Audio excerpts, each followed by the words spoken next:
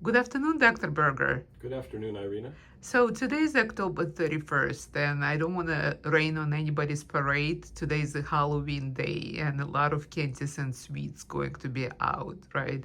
And I remember raising kids, it was a pretty challenging time because I always took care of what they're eating, and those bags, huge bags of candies, they would last for 2, 3 months after the Halloween, and I would always negotiate and make deals with them.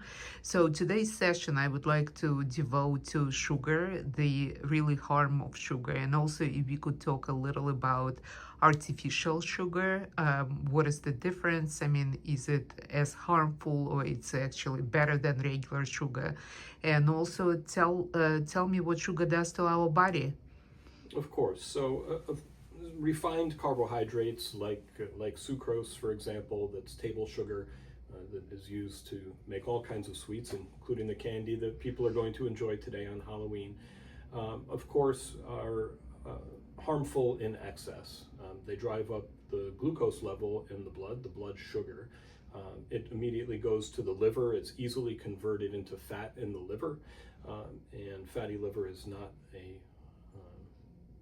benign kind of condition in the sense that it can progress to cirrhosis, fibrosis, and of course diabetes, insulin resistance, diabetes, etc. So we always want to control our consumption of refined carbohydrates and go for something more complex, a whole grain and so forth when we can. But talking about sweeteners, so there are a number of artificial sweeteners out there, sucralose, aspartame, and saccharin, for example. Now, while Monk sugar is also. yes, and I'll talk about that in a minute. So those are artificial sweeteners, the three that I just mentioned, and they are relatively safe, and they can be an alternative or at least a stepping stone from, say, sugar sweetened beverages like regular soda or highly sweetened coffees and so forth. Because consuming your refined carbohydrates that way is one of the worst ways to do it from a metabolic perspective. But there is some evidence that long-term in large enough doses, these artificial sweeteners can lead to metabolic issues like insulin resistance and to obesity as well.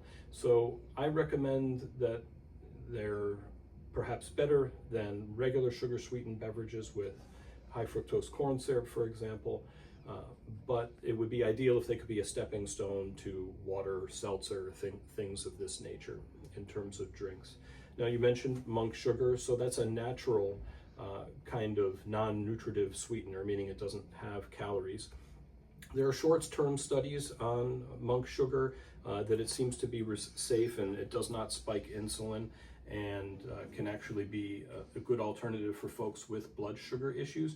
But there aren't a lot of long-term studies in terms of its metabolic effects or safety. It's likely safe, but the metabolic effects long-term we don't necessarily know about. But it does appear to be a good alternative for people with blood sugar issues. But again, especially in terms of the sugar-sweetened beverages and artificial sweeteners like sucralose, aspartame, and saccharin, I really recommend that those be something of a stepping stone if you need to kind of take your time moving away from sugar-sweetened beverages to water, seltzer, etc. And monk sugar can be a good alternative for cooking and baking and things of this nature. We don't have long-term data, but the short-term studies do seem to say that it actually improves blood sugar control in people that have insulin resistance or diabetes.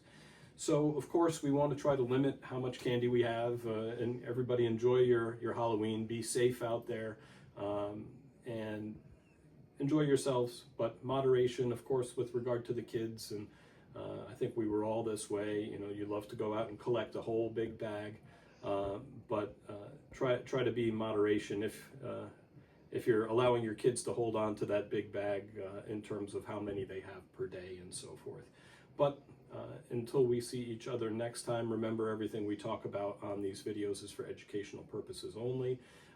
No doctor-patient relationship has been formed. It's not a substitute for medical advice. And if you have particular questions or concerns about your health, you should reach out to your healthcare professionals. Of course, if you want to learn more about our practice and how we help people with their metabolic issues or prevent them in the first place, we're Northeast Medical Practice, Great Neck, New York, 516-604-3418, online through our social media channels, northeastmedicalpractice.com, or our Longevity MD podcast on Spotify. But until we see each other again, happy Halloween, be safe, and be in good health. Thank you.